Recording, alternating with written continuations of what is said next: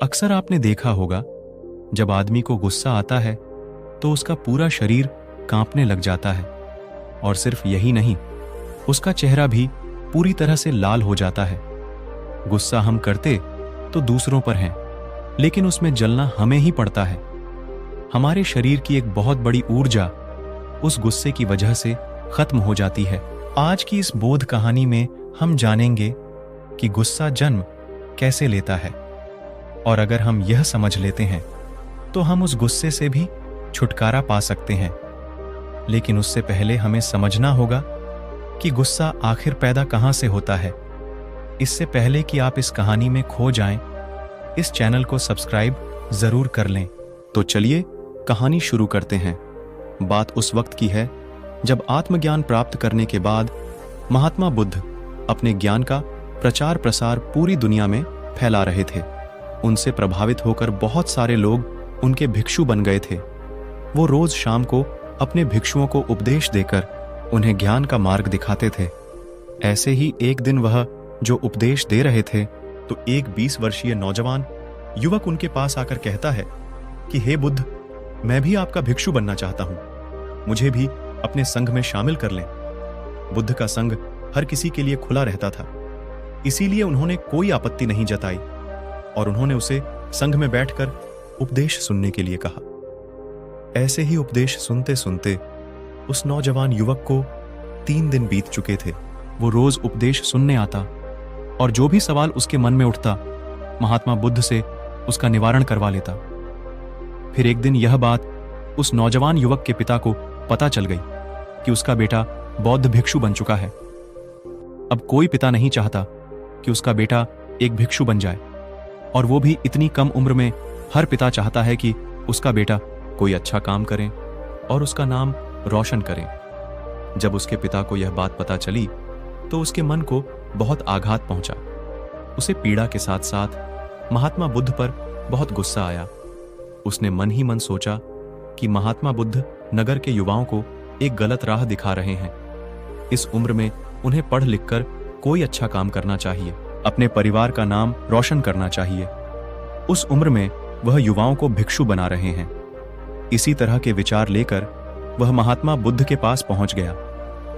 उस वक्त महात्मा बुद्ध अपने भिक्षुओं को उपदेश दे रहे थे कि तभी उस नौजवान के पिता उस सभा में पहुंच जाते हैं। वह पहले से ही गुस्से में थे और महात्मा बुद्ध को देखकर वो और ज्यादा गुस्से में आ जाते हैं। वह उपदेश खत्म होने का भी इंतजार नहीं करता और वहीं पर सभी भिक्षुओं के सामने महात्मा बुद्ध को बहुत भला बुरा कहने लगता है। वो कहता है कि तुम्हारे जैसे लोगों की वजह से ही हमारा देश आगे नहीं बढ़ पा रहा है। तुम्हारे जैसे लोग नौजवान युवाओं को गलत राह पर लाकर उनकी जिंदगी बर्बाद कर रहे हैं। खुद तो तुम जीवन में कुछ कर नहीं सके और अब इन युवाओं को भी बर्बाद करने पर तुले हो।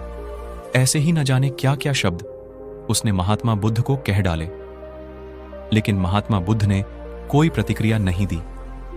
वह चुपचाप उनकी बातें सुनते रहे। कोई प्रतिक्रिया न मिलती देख वह युवक और भी ज्यादा गुस्से में आ गया। अब उसके शब्दों का पिटारा खाली हो चुका था। उसके पास ऐसा कोई शब्द नहीं बचा था या कोई गाली नहीं बची थी जो उसने महात्मा बुद्ध को न कह डाली हो। जब आखिर में सब कुछ कह लेने के बाद भी उसका गुस्सा शांत नहीं हुआ तो उसने और ज्यादा गुस्से में आकर महात्मा बुद्ध के चेहरे पर थूक दिया। यह देखकर उनके भिक्षु बहुत ज्यादा गुस्से में आ गए। वो उठकर उस युवक को बाहर भेजने वाले थे कि महात्मा बुद्ध ने इशारे से उन्हें रुकने के लिए कहा।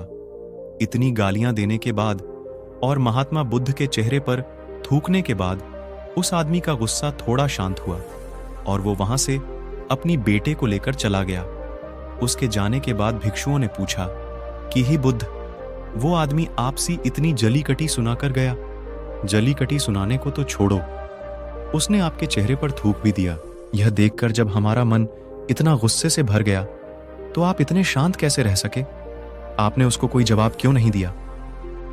इस पर महात्मा बुद्ध कहते हैं कि मुझे उस आदमी पर गुस्सा नहीं आया, मुझे उस पर दया आ रही थी। यह सुनकर सभी भिक्षु आश्चर्यचकित हो गए। उन्होंने पूछा कि इसमें दया की क्या बात थी? बुद्ध तब बुद्ध कहते हैं कि जब आदमी के पास अपने गुस्से को जाहिर करने के लिए कोई शब्द नहीं बचते हैं तो अपना गुस्सा किसी क्रिया के माध्यम से व्यक्त करता है। वो आदमी मुझे सब कुछ कह चुका था, लेकिन जब उसके शब्द खत्म हो गई और उसका पूरा गुस्सा बाहर नहीं निकलकर आया तो आखिर में उसने मेरे चेहरे पर थूक कर अपना गुस्सा बाहर निकाल दिया। उस आदमी का गुस्सा इस थूकने की क्रिया से ही खत्म हो सकता था। शब्दों के माध्यम से उसका गुस्सा कभी पूरी तरह से खत्म नहीं होता, क्योंकि शब्दों की अपनी कुछ खामियां होती हैं। शब्द पूर्ण रूप से आदमी के भाव उजागर नहीं कर सकते, लेकिन कोई क्रिया करने से उस आदमी के भाव पूरी तरह ऐसे उजागर हो जाते हैं। और वहीं उस आदमी ने किया, उसने थूकने की क्रिया करके अपना गुस्से का भाव पूरी तरह से उजागर कर दिया और इसके बाद उसका मन भी शांत हो गया। तभी एक भिक्षु ने पूछा, लेकिन हे बुद्ध, इसमें आपको उस आदमी पर दया कैसे आई? तो बुद्ध कहते हैं कि मेरे मन में यह भाव उठ रहा था कि देखो ये आदमी अंदर से कितना गुस्से में है, बेचारा अंदर से गुस्से में कितना जकड़ रखा है, और मैं यही चाह रहा था कि किसी तरह इसका पूरा गुस्से का भाव अंदर से निकल जाए। यह सुनने के बाद बौद्ध भिक्षु कहता है कि हे बुद्ध, मैं आपकी बात पूरी तरह से समझ नहीं पाया। इस पर बुद्ध कहते हैं कि तुम जल्द ही समझ जाओगे। ऐसे ही 3 दिन और बीत गए थे। अब 3 दिनों के अंतराल में उस युवक के पिता का मन पूरी तरह से शांत हो चुका था और अब उसे अपनी गलती का एहसास होने लगा था। उसने सोचा कि मैंने गुस्से में बहुत ज्यादा गलती कर दी। मैं गुस्से में इतना अंधा हो गया कि मैंने बुद्ध के चेहरे पर के सामने थूक दिया। अपनी इस गलती का एहसास करके उसका मन पश्चाताप से भर गया और इस पश्चाताप से भरे हुए वो 3 दिनों के बाद फिर से उस सभा में पहुंच जाता है और हाथ जोड़कर बुद्ध से माफी मांगता है। उसके मन में माफी का भाव इतना ज्यादा उमड़ रहा था कि जब शब्द कम पड़ गए माफी मांगने के लिए तो वो आदमी महात्मा बुद्ध के चरणों में गिर पड़ा। तब महात्मा बुद्ध ने उस भिक्षु से कहा कि देखो, जिस तरह उस दिन ये आदमी शब्दों के माध्यम से अपने गुस्से के भाव को प्रदर्शित नहीं कर पा रहा था, उसी तरह आज भी शब्दों के माध्यम से यह अपना क्षमा मांगने का भाव भी प्रदर्शित नहीं कर पा रहा है। इसीलिए यह चरण पकड़कर अपने भाव व्यक्त कर रहा है। यह दृश्य देखकर वह भिक्षु समझ गया कि कोई भी बेवजूद अपनी अति में होता है तो वह शब्दों से व्यक्त नहीं किया जा सकता, वो क्रिया के माध्यम से ही व्यक्त होता है। इसीलिए श्रोताओं, अगर कोई आदमी बहुत ज्यादा गुस्से में हो और गुस्से में किसी को चोट पहुंचा दे तो यह समझ लेना आवश्यक होता है कि यह गुस्से का भाव शब्दों के माध्यम से व्यक्त नहीं हो सकता था। बहुत बार ऐसा होता है कि हमारी माँ या हमारे पिता हमें गुस्से में पड़ता है तो हमें मार देते हैं और हम ये सोचकर दुखी हो जाते हैं कि हमारे पिता ने हमें थप्पड़ मार दिया। लेकिन सोचने की बात यह है कि उनका जो भाव था वो और किसी तरह से व्यक्ति नहीं हो सकता था। अगर एक भी श्रोता हमारी इस कहानी के मर्म को समझ लेता है तो ये कहानी सुनाने का हमारा मकसद पूरा हो जाएगा।